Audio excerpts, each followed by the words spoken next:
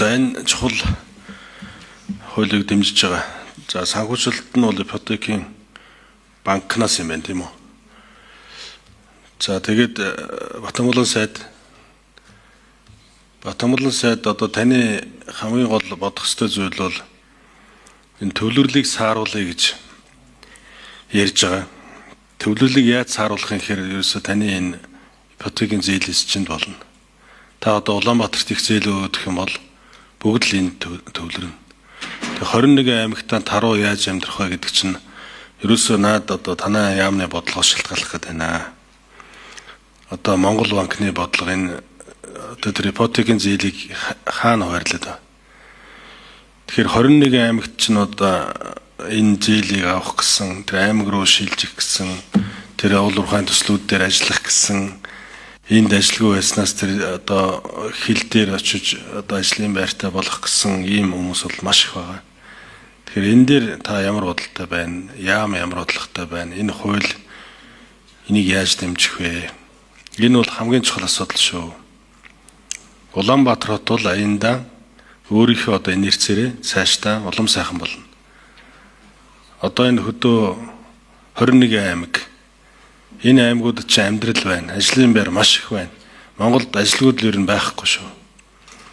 Өдөрт 150 мянган төгрөгөөр ажил хийх хүн олдохгүй байна гэж шүү дээ зарим газар. Тэгэхээр ажилгүйд л гэдэг чи одоо сонио ойлголт болчиход байгаа. Тэгэхээр ерөөсөө таны одоо яамны бодлого л одоо хамгийн чухал байна. Энэ дээр нэг бодол санаагаа хэлж өгөөч ээ.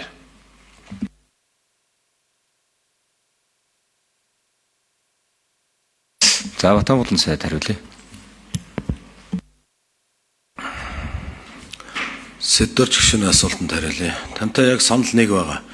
Энэ хуулийг өргөн барьж байгаа гол одоо агуулга нь өнөөдөр Монгол улсын хүн амын 50-аас дээш хувь нь газар нутгийнхаа 0.3% амьдарч байгаа энэ Улаанбаатар хотын төвлөрлийг сааруулах, төвжирлийг багасгах, утаа хөрсний бохирдлын асуудлыг шийдэх ийм л одоо гол үндсэн зорилготой. Өнгөрсөн 13 жилийн хугацаанд ипотекийн зээлийг одоо нэгдэлт нь зөвхөн энгийнээр хэлэх юм бол эрэл талыг дэмжиж явснаар 2013 онд сая 500-аас 600 байсан барилгын метр квадратын үнэлгээ өнөөдөр одоо 4.9 сая шинэ байр, хуучин байр 4.7 сая метр квадрат буюу 3 дахин ихссэн байна.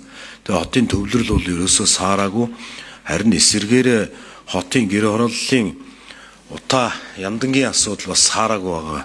Ийм одоо тооцоолол байгаа. За тэгэхээр энэ хуулийн зохицуулалтаар хуулийн төсөл батлагдсанаар ялангуяа хөдөө аймаг орон нутаг сумдын төвүүдээр одоо энэ ипотекийн зээлийн хамгийн бага хүү буюу 6% хүүг. За мөн нийслэл Улаанбаатар хотын захуудаар инженерийн дэд сүлжээнд дэд үтст хамрагдаж болох энэ одоо боломж олцоотой хотын захаар аймаг орон нутгийн сумын төвүүдээр 6% хүүтэй зээлийг олгох бүсчилсэн хэлбэрээр зохион байгуулж байгаа. Хотын төвүүдэд за бусад одоо төрлийн бүтээгдэхүүний одоо зээлийг олгохоор 10, 12, 14, 16 гэсэн одоо хувийн хүүнүүдийг олгохоор ийм байна. Ташрамд бас нэг зүйлийг их хурлын гишүүдтэй хэлэхэд энэ хууль батлагдсанаар төр зөвхөн одоо дундаж бүлгийн дундаас доош бүлгийн зорилтод одоо гэж хэлдэг бүлгийн иргэдэд зориулсан одоо энэ орон сууцнд аж ахуй нэгжүүд компаниуд худалдаа авагч нарт зориулсан нэг талдаа эрэлтийг дэмжих ипотекийн зээл, нөгөө талдаа аж ахуй нэгжүүдийг дэмжих батлан даалт гаргах зарчмаар энэ бүлгэрүүл одоо төлхөө анхаарлаа хандуулж ажиллах юм аа. Түүнээс өнөөдөр ажиллаж байгаа барилгын салбарын, хувийн хэвшлийн одоо хувийн аж ахуй нэгжийн компаниудад одоо өрсөлдөх ийм асуудал байхгүй. Өнөөдөр ажиллаж байгаа аж ахуй нэгжүүд компаниуд өнөөдөр ажилдаг зарчмаараа ажиллаад явна.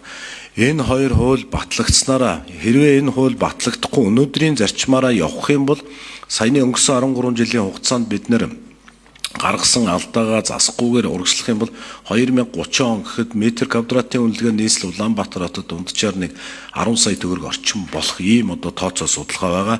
Энэ тооцоо судалгааг бол одоо холбогдох яамдынхан эдийн засгийн хөгжлийн яам, манай яам нийлж гаргасан ийм одоо тооцоололууд байгаа.